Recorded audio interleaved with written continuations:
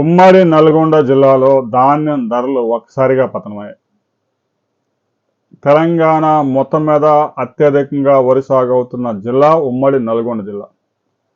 ముఖ్యంగా రబీలో పెద్ద ఎత్తున దిగుబడులు వస్తాయి.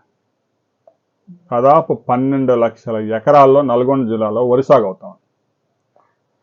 30 లక్షల టన్నుల ధాన్యం ఒక నల్గొండ జిల్లా నుంచే ఉత్పత్తి అవుతా ఉంది.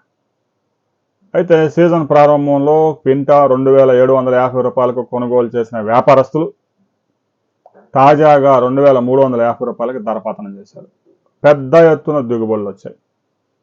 విపరీతంగా ఎండలు ఉన్నాయి, ధాన్యంలో తేమ కూడా లేదు, అయినా కూడా ధరల పతనం చేశారు. మిల్లర్లు పెద్ద ఎత్తున రైతుల వద్ద నుంచి తక్కువ ధరకే ధాన్యం కొనుగోలు చేసి మార్కెట్లో కేజీ రైస్ 55-60 రూపాయలకు అమ్మేస్తా ఉన్నారు. కేంద్ర రాష్ట్ర ప్రభుత్వాలు పెద్ద ఎత్తున ధాన్యం కొనుగోలు కేంద్రాలు తెలంగాణలో ఓపెన్ చేయాలి. తెలంగాణ రైతులు దాదాపుగా 96% సన్నధాన్యమే పండిస్తూ ఉన్నారు.